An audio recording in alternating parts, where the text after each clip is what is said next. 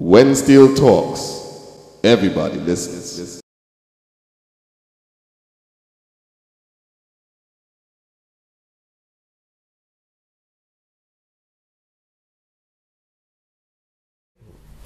This is When Steel Talks, and we're very pleased to have the opportunity to have a chat, a sit-down chat with Dr. Brian Copeland, the inventor of the G-Pan. He's here in New York.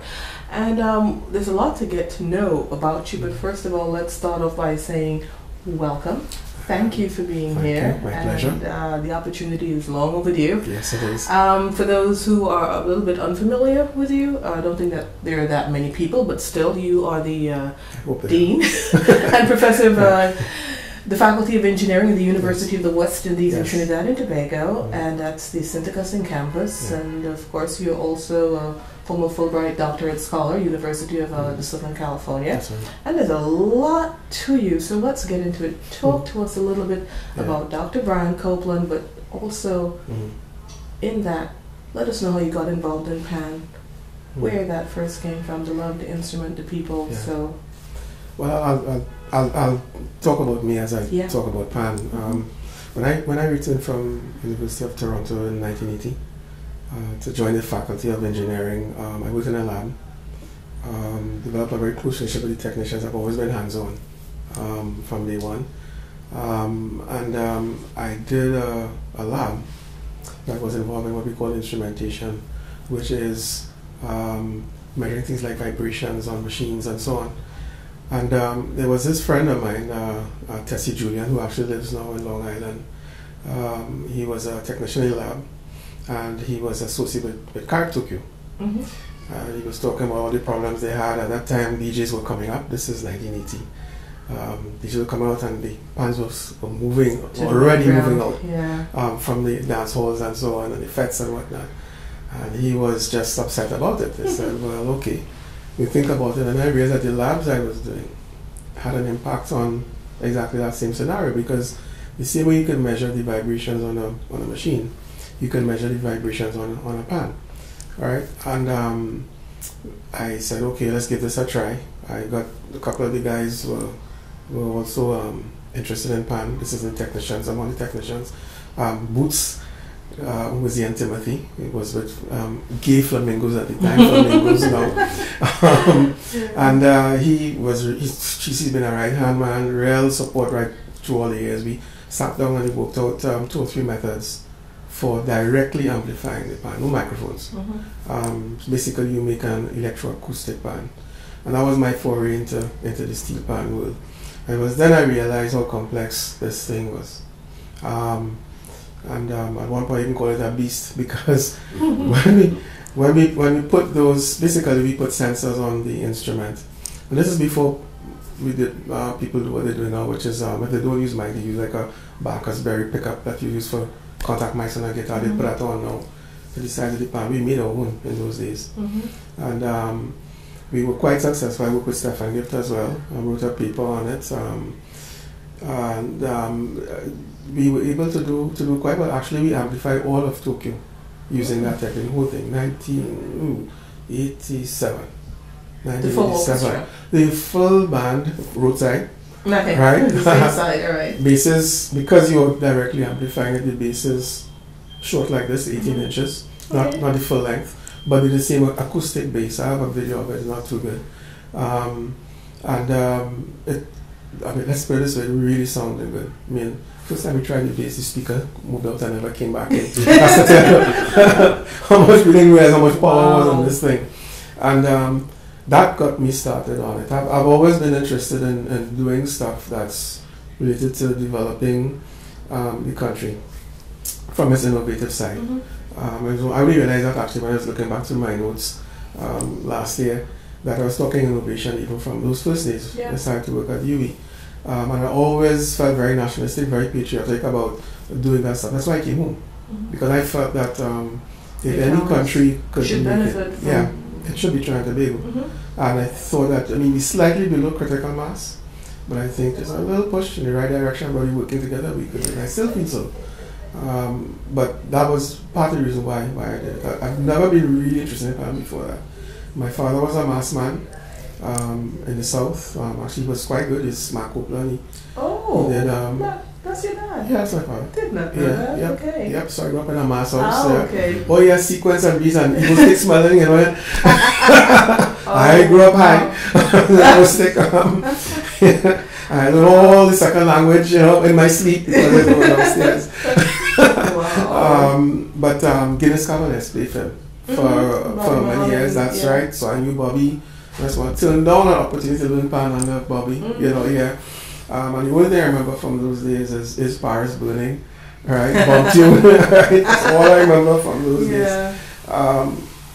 Coming down. But I got back into this intervention with Tessie in particular, Tessie Julian, and that work, and I wouldn't say the failure of it, but the fact that we couldn't get it to work as well as I thought we could, got me digging deeper and starting to explore more and asking more questions and so on. So, the enterprise you executed with Carrot Tokyo at the point, the roadside, you were pleased with those results at the time? Actually, I thought that they performed quite well at their launch. They launched actually not on the road, but at their camp. It was July 1987. I was just about to take up my PhD scholarship, and it sounded much better than I thought it would at that point in time. On the road, we had problems with feedback. Okay. When you put a bass next to close proximity to speak on a truck, you have trouble. Yeah. Actually, one time I saw the notes move on their own. That was scary. So they started to move slowly like this, visibly. So, okay, this is not good. And we sort of held back on that. I've started it back, but I've gone through other avenues right now. I don't think it's a viable activity at this point in time. I have to say, the one of the things I've realized that UE, and I've had battles with UE on this, their focus is on normal research and publication sort of stuff, get it out there, write your papers, get your promotion. I've never been very comfortable with that because your taxpayers' money is paying for me to be there. You're investing in all that equipment to do this research, and then you're just giving it away because to publish, I have to sign away a copyright. It's gone. It's gone. So all that work that's there, somebody's out here reading up all that stuff and using it to make their own technology. And you give them one day will come when they'll sell it back to you.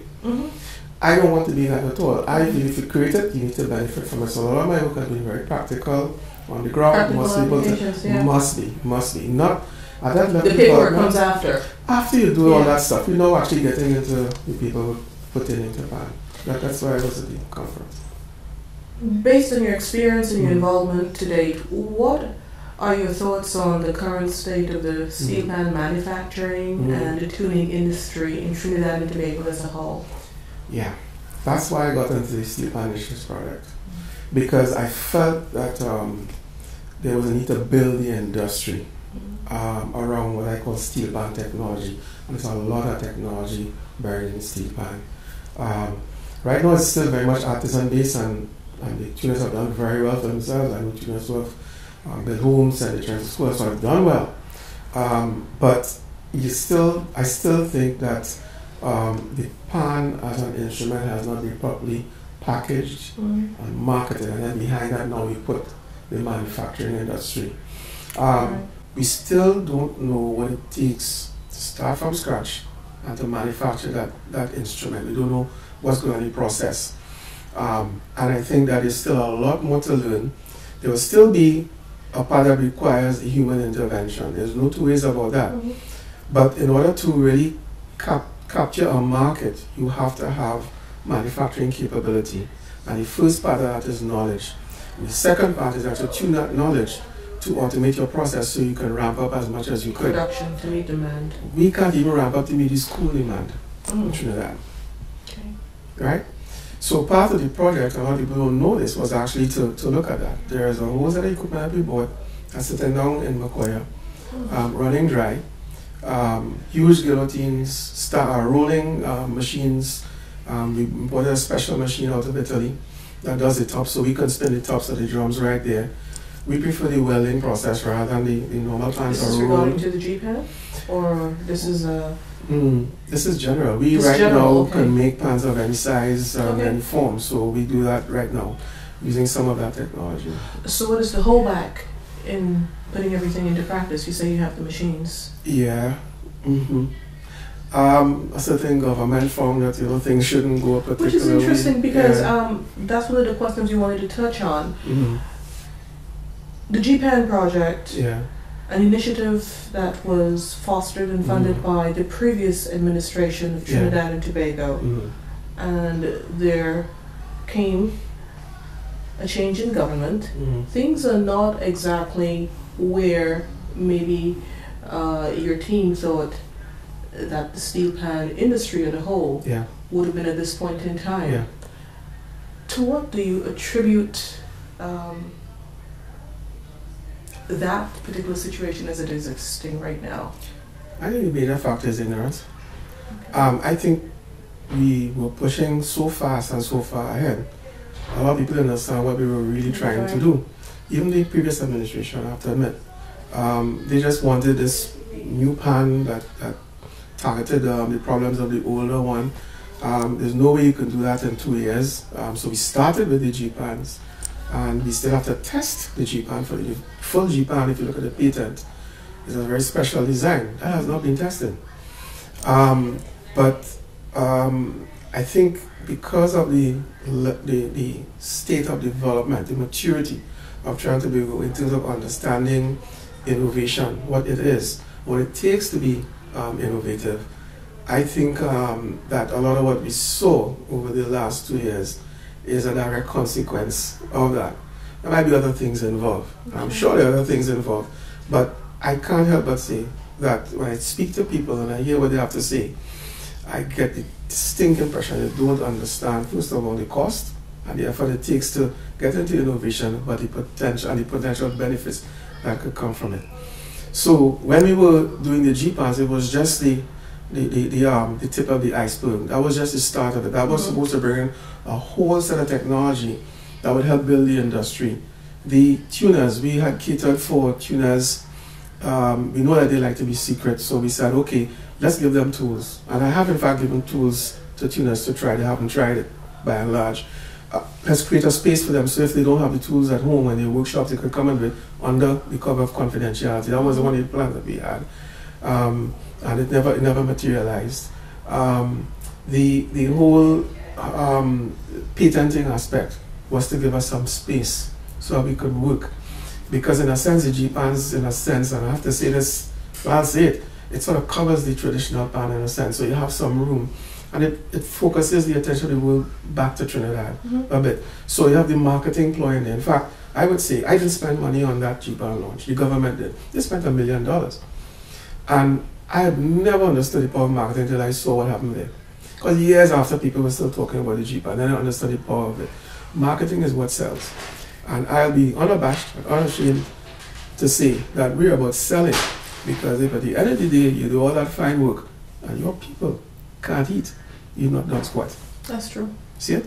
So, there was so much more to be done. And as I started off by telling you, there's so many innovations in the pan. Our aim was to exploit every one. That's why we went electronic as well. The DeFi. That's right. Percussive harmonic instrument. We basically said that's part of the invention. The pan itself embodies about 2 major inventions. There are a couple of others on there as well. First one is just coaxing that sound from steel in a very melodic way. I've just come from a percussion society in San Francisco, that conference there, where it was a session at a bigger conference. And I've listened to other percussive type instruments, and the only one that's really melodic, and you could say it's like xylophones and marimbas and so on. But the pan, in terms of that form and be able to coax it from a single sheet of metal, that's an amazing scientific wonder that people didn't understand. And even now, scientists are digging into it. We still don't have all the equations, we still don't fully understand it. That's marketing too. You can use that. It embodies a layout. If you look at the tenor pan, that note layout, awesome, fourth and fifth that Tony came up with without reference to any musical text. This guy comes up with this. Anthony Williams. Yes, and he was trying basically to reduce dissonance between notes. And out comes this fourth and fifth layout that the music industry has known for 400 years. He didn't know that.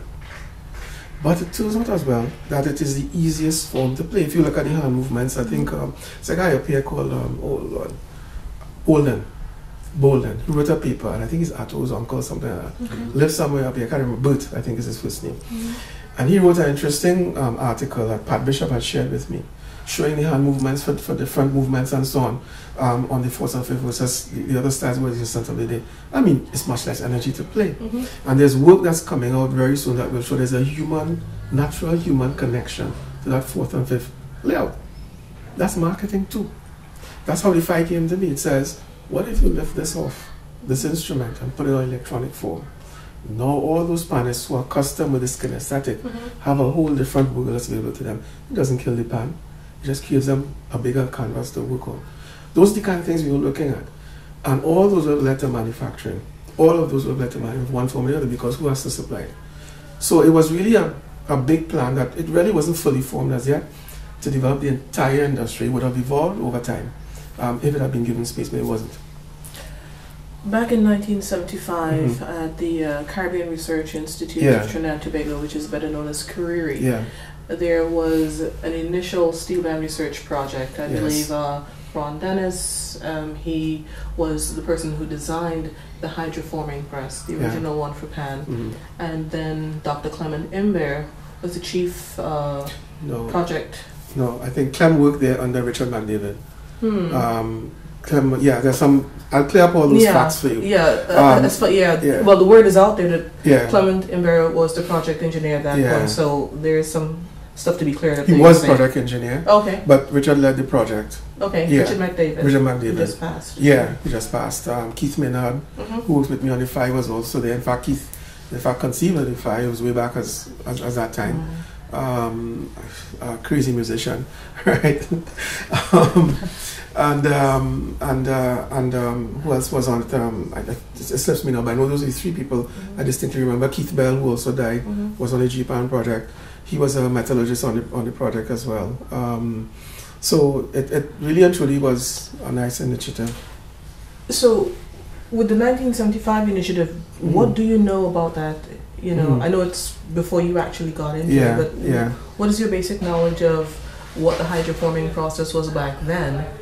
And I would like to have a comparison, if you think there is one to begin with, by the hydroforming process that's now been patented by, I think, George Meyer and Harvey Price. Right, two Americans who did that a few years ago. They patented a hydroforming process for the Caribbean steel pan. What, if any, comparison is there between their patent and the original process that was put together by Ron Dennis back in the 1970s, 75, and on which Clement Imbert worked?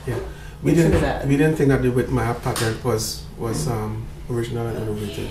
We didn't think there was any enough new stuff in it with regard to the pressing aspect, because that patent to us described a known process. If you want to stamp something, that's the way you do it. So we didn't think it was original, but the examiners did. So the answer to your question is that basically they would have been more or less this similar processes. There are many different ways to press, to do metal forming by pressing. I'm not sure. I think Clem and his team, but maybe Clem himself, just tried a process called the Guerin process, where they use a rubber bladder that presses against this, the steel against the a mold. I know that they also worked on a spin forming method. That plant is actually with Michael Cooper now at Panland. But that original process, and I have some samples from the press I went to Saab, have them in my lab. And Niels has the rest of them.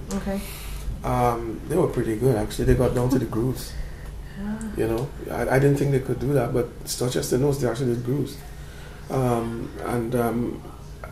When I do that conversation with Keith Maynard, I'll ask him how those tests went, because I've never really seen a full report on the tests that were done on the pans that were actually made.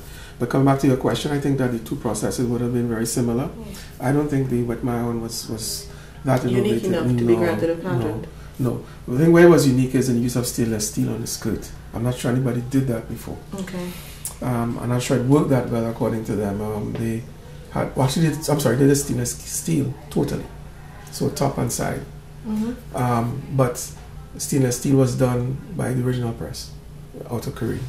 The samples I have, historic piece, one that disappeared off the docks when it landed.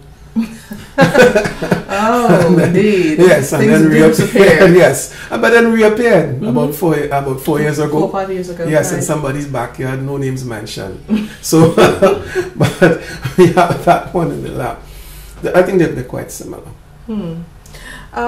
With regard to the way the previous administration in Trinidad and Tobago took the initiative, even though they had a different vision as to let's see what we can do with regards to your invention, which would be the GPAN. And the current administration, they don't seem to be that enthusiastic. I mean, you go from being the recipient, a joint recipient of one of the highest honors in the land, of Trinidad and Tobago, the Chiconia Gold, along with your team members, for the work done with GPAN, that's right. to what appeared to be a questioning of your integrity with the incoming of the new administration. Do you have any idea what happened and how you went from one place to that present place? Can you spell Trinidad politics? Okay, I think that about says it all. Okay. No, I that's why I said we are not mature. And to me, when you have a limited resource or resources are not infinite, you can't afford to be in that state. So I think it's particularly sad. I think the current administration has now realized its mistake, hasn't said so. I think it has, and I hope we can recover. I really and truly don't care who's in government, as long as the best is done for Trinidad and Tobago. And for the national instrument. National instrument is a flagship. It's a flagship of the country. It has to be recognized as such, regardless, and everything has to be done to ensure that every single Trinidadian knows how to play it, how to use it, knows its history. I know that there's another initiative that's very interesting. It just happened last week, so I hope I'll break the news that pan tuning is going to be taught to school teachers. It's not music, the tuning. Tuning, the art of tuning. Yeah, that's the right. Science and the art. Art and science, that's what it is. We actually have one course that does it at UWI. We have engineers do it in their final year. It's a small class, but it's enough. We can't have them too big.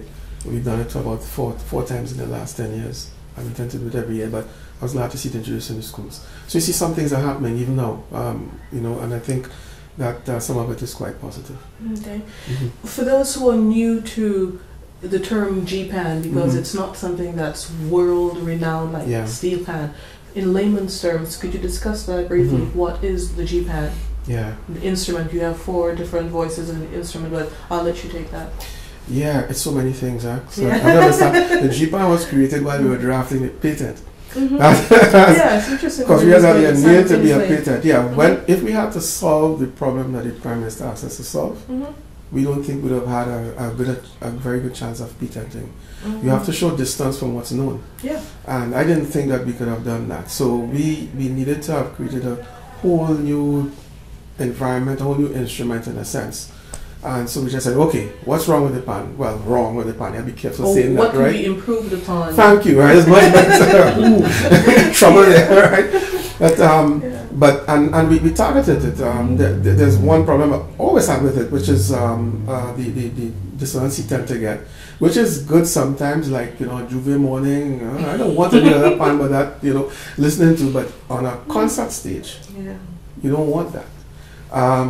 And so what began to emerge was, all right, what can we do with the pan in terms of the length and breadth? And now we start talking about market segments and markets you haven't even touched, because there's some people who will not touch the current pan. All right, and so we looked at this instrument and we said, let's look at improving it. The first problem was tackling the inner notes. That's the one problem the Prime Minister had pointed out, and he played pan by the way. And then the second one was, of course, you need to complement the notes, because they're only 29 on the tenor. So putting 36 notes on a small drum, some people have done it, Augustus has done it, but I doubt very much as to the quality. So when you're writing, we needed a bigger pan. People have done big pans before. We need to strengthen the rim, because you don't want the torsion that occurs. It's very, very slow, 15 cycles a second. You don't see it, you could feel it. and I could understand that because a little bit of modulation on your notes. In the patent itself, the ultimate G-pan, as I call it, is one that is really two pans in one.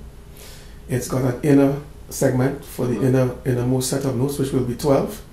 You can put it in a concave form, or you can put it in a convex form. So you can imagine a pan that comes down like this and then like that.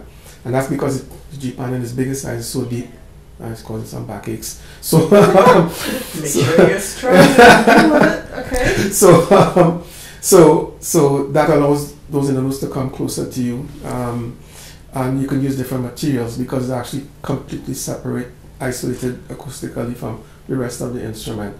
We've tested the whole approach of cutting a pan after it's made.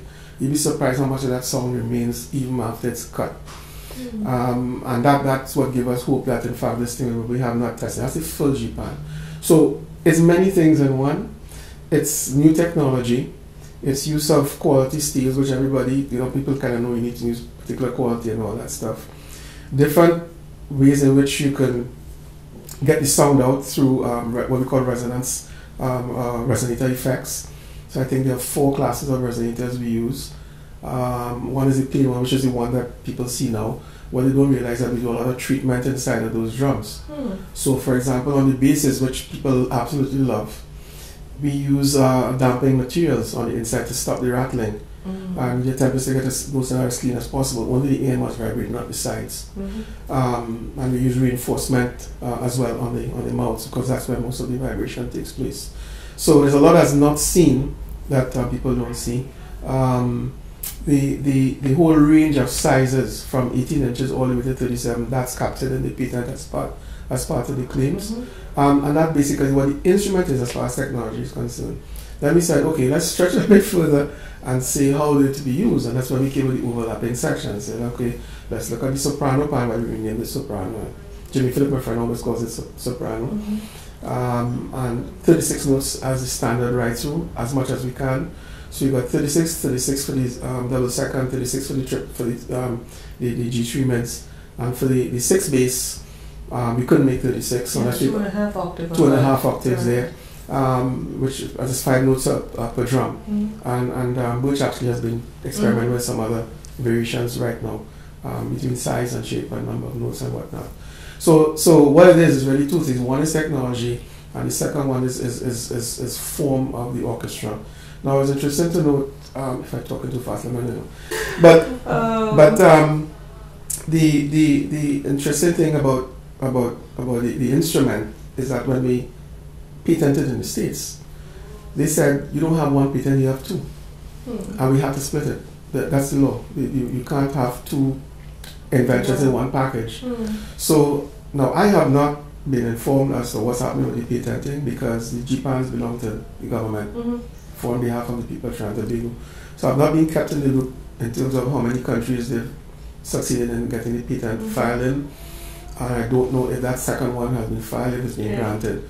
But I know that it was separated out for filing. That had to do with a formula for specifying note placement and all that sort of stuff. That's what that patent was. I didn't expect it to be a separate patent, but they said that. So the paperwork is left to the people who are best seen to that, like the agents? Yeah, that's left to the agents to fight over it, because it's the same technical document. It's the same technical document that they use to do it, and they just name it, I don't know, A, B, or C, or whatever. The main thing is that what we have, and this to me is the most important part of the G-pan, is a piece of paper that says this came from here. From Trinidad and Tobago. That's right. In the first part of that document is a description of how the traditional pan is made. So therefore the claim on the traditional pan is inherent. That's right. That's right. And all the guys who were involved in bringing it to the fore, they are also named in the first part. We took care to do that. So that establishes a ground, and nobody could cross anymore. Nobody could come and say... And the patent for that has been granted? That 61 countries, because it's embodied in the G-pan patent. So the G-pan basically has taken care of the traditional pan. Which was the idea of the original administration to begin with? That's right. Okay. That's right. So we have some defense, not in terms of laying claim to the traditional pan. I don't say laying claim, saying you can't make it. you can't make it a claim that you came up with it. Yeah, you can make it. Yeah, you can't claim it as yours. That's basically what it is. The National Symphony Steel Orchestra, NSSO, they utilize only the family of G-bands. Yes. What is the status, do you know, with the NSSO? Are they still performing? Yeah. And what has been the feedback of the sound of the instrument utilizing or utilized by NSSO only for the G-bands? Yes. The NSSO was in stasis for a few months, but they have restarted. Okay. So that's why I told you that I think things are turning a bit now. And I think they last went to China with those instruments. I think they're still in transit, quite frankly. So that's how recent it was. The feedback we got was mixed. As I said, everybody loved the bass. I loved it. I'm ODJ, so I love the bass, right? Kind of thing. And I've heard complaints about the upper sections, the frontline instruments, and I've always said that I don't like them either. I don't think we got to where we wanted to on those in particular. It may be the tuning. I have to be very careful saying that. It's because you have a team of tuners. Yes, speak your livelihood and thing. But I think that when you create a new form, you have to sit and work with the people who are the artisans in the field. We never had time to do that. They were always busy, and we were always busy as well. What we found is that at close to tuning with the original instruments, just after tuning we were fine. Then very quickly they would come out. And we now know why. A lot of it has to do with the thickness of the playing surface itself.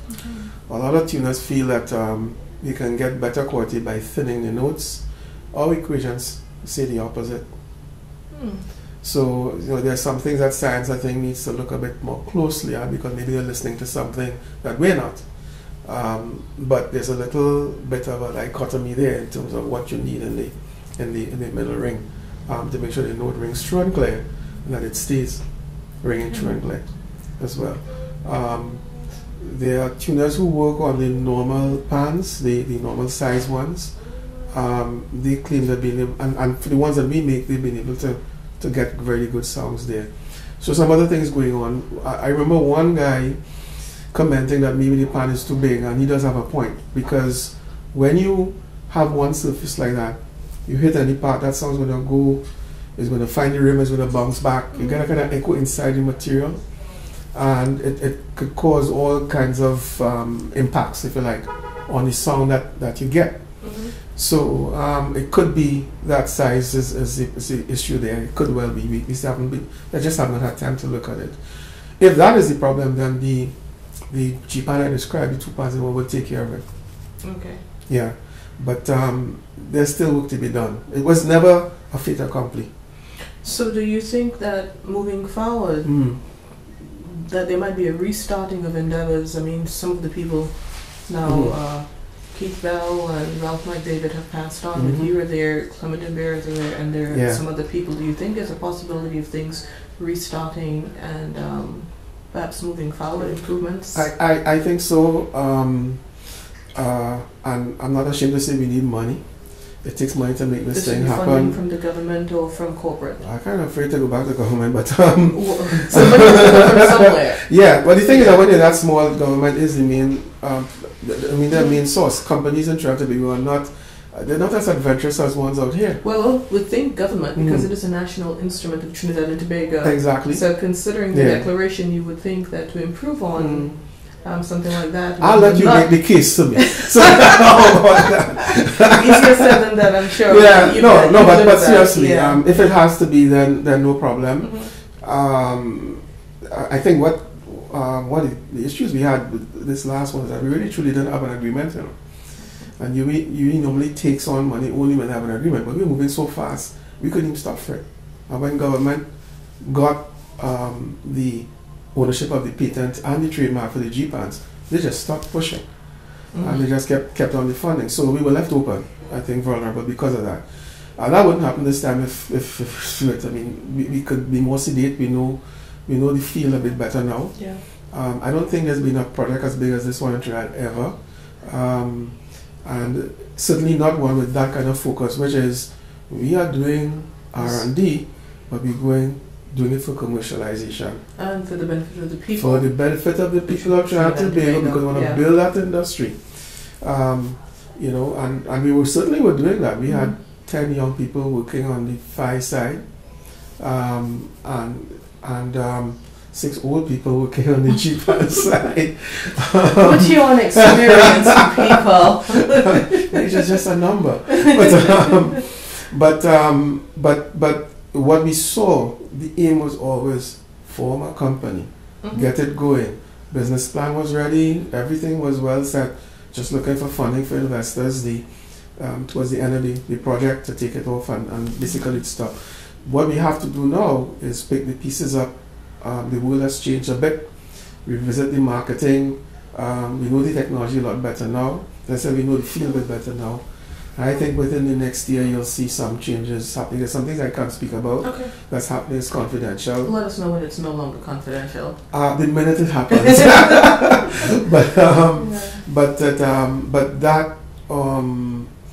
That is going to make some dent on the traditional pan. No pun intended. But I think you'll see some things happen. In a way, it's happening already. Okay. We've seen some very positive signs. In 2009, when one could say that might have been the first foray in the national stage, with regard to 5 of the major steel orchestras in Trinidad and Tobago coming out with some of them in their ranks in competition. We're talking on Phase 2, Despers, All Stars, Trinidad All Stars, Exodus, and getting one Skiffle Bunch. Right. Yeah, they were like our test band. They were the vanguard. Yeah. Any more steel orchestras utilizing the GPAN at this point? Not the original GPANs. At least 4 or 5 bands, a couple of from the east. I know there's one in San Fernando, San City. Everybody's running on the bases. Yeah, you said they're beautiful, right? Yeah. And some took the full size ones, and then when we started to make 24-inch drums, everybody started to go for those as well. The small ones. Small ones. And but it's closer to the size and everything, and I do admit there's portability. I was really sorry to see some guys from Skiffle Bunch lifting up a whole rack of G6 bases, all in one to put on a truck. Right? So it's like, okay. That must have been a bit hard. Painful, I'm sure, by the next day. But by the way, I always tell people when they come to me to ask them if they've ever hefted a grand piano. But no. You don't know piano. No. But the small ones, now we see people using them for the tenors and the double seconds, the frontline pans. That's working out very, very well. Do you like the sound of it? Love the sound of it. They can specify any size they want, but most have gone for that size. Still welded just like the G-pans and everything, top quality steel, just like the G-pans. And they're singing well, they're tuning well. Pantravigo has one outside the office, everybody comes and take a knock on it. Where is the steel coming from? We ordered from a company in Ohio, but we specify the metallurgical content. That's in the papers actually. If you read the papers, it's well known. It's like 1006 steel. The gauge? The gauge is between, the G-pans we went between 1.2 and 1.5 millimeters. Right. We tested all of those. Okay. My preference always for the thicker ones, but that will make the pan heavier. And those seem to work very well. We haven't played with metal, with the actual content to see that they can improve. I know Dudley Dixon in the UK, he's played around with some different types of steels and he swears by some of them. They have different standards to the US. But what you try to do with those steels is stay away from what we call inclusions, which is really impurities. Steel tends to take up the impurities from the iron ore, from the iron ore, depending on where it's mined.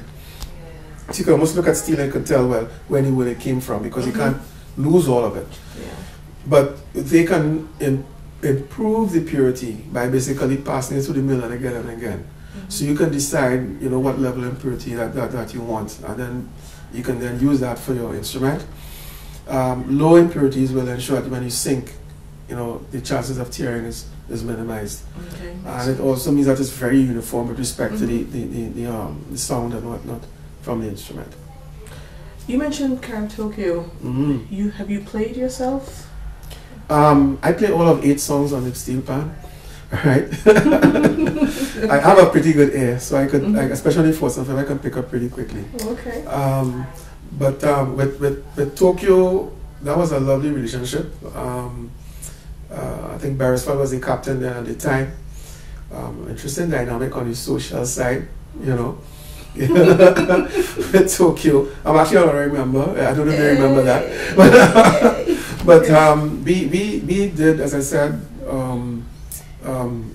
electroacoustic pans for them from front to back, and basically those were pickups. We use what I call electromagnetic pickups, just like a guitar, on there, on everything down to the bass, and they were supposed to test that on the road in 1987. Right, which they did, yeah. 88, Carnival 88, that's it. Yeah, 87 they launched in 87, in July 87.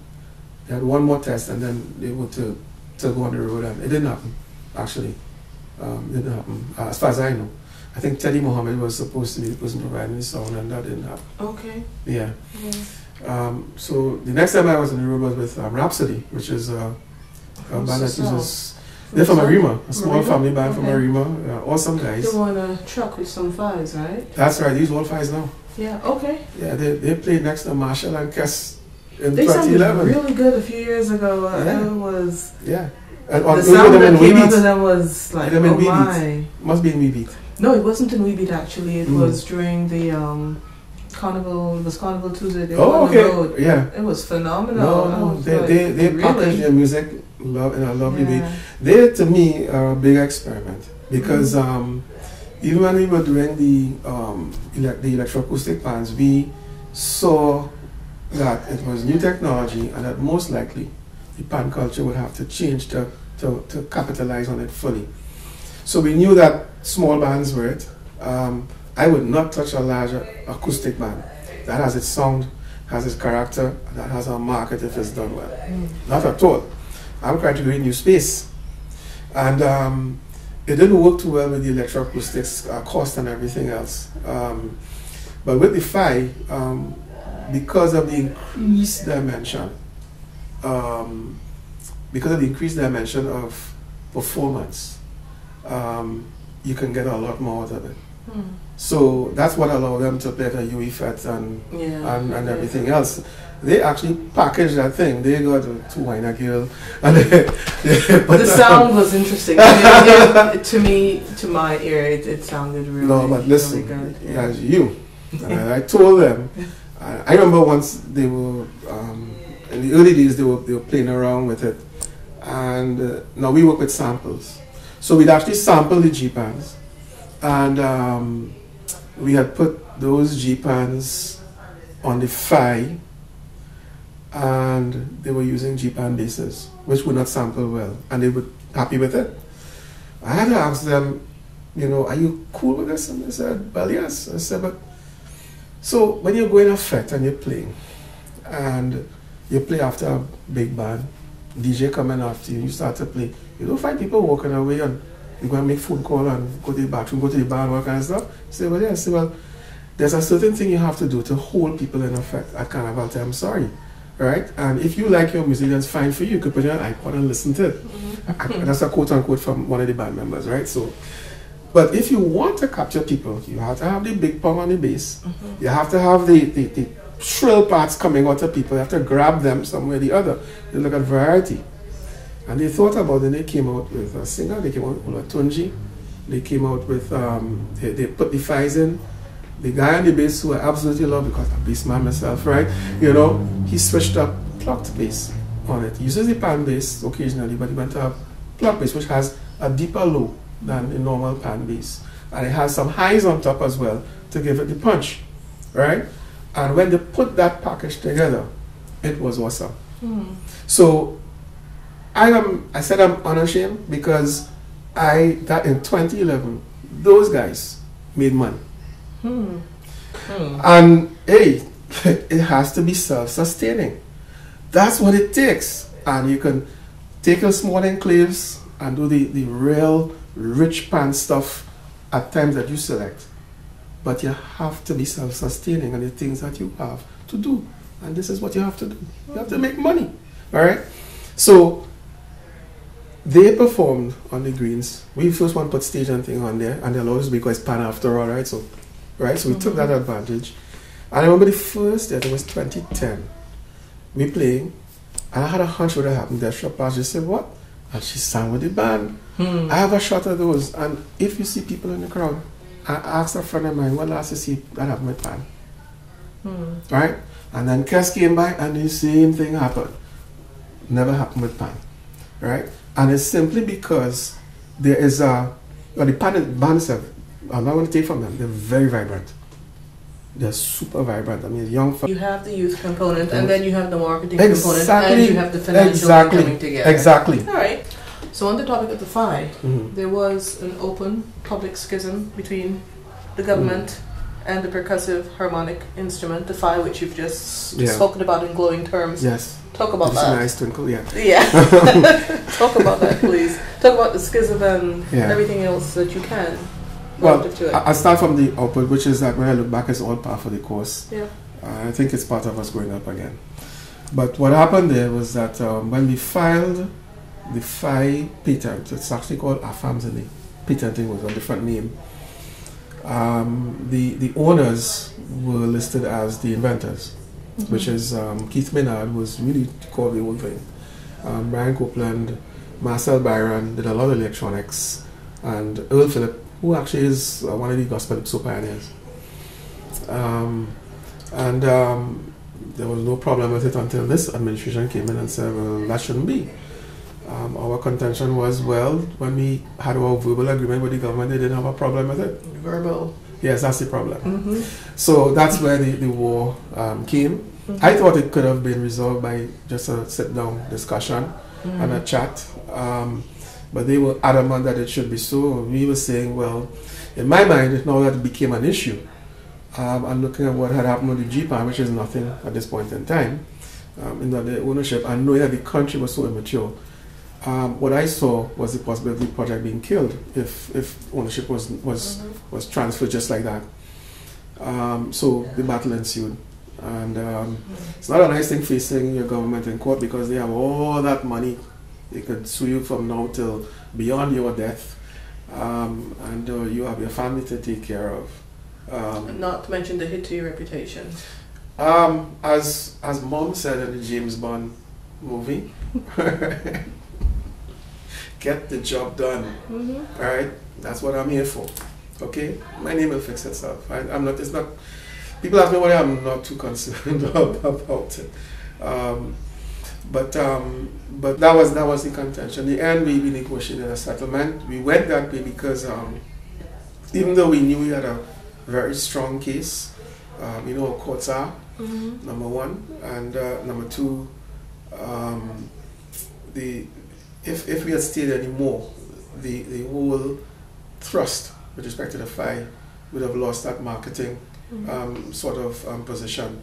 It's already lost some.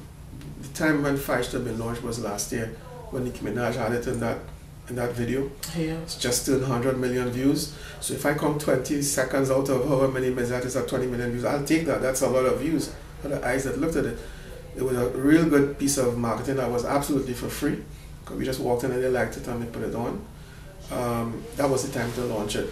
So we thought that in order to save what we done, because we all worked a lifetime on this, well, Keith and I, Master's half a lifetime, but we thought that it's best to negotiate, accept the settlement, which is hand it over to me, which I think is a good place for it to be, and then take it from there. And let's get the country built. Okay, so that's the case basically. Yeah, in a nutshell. In a nutshell. Yes. I'll write the novel later. Indeed. Yeah.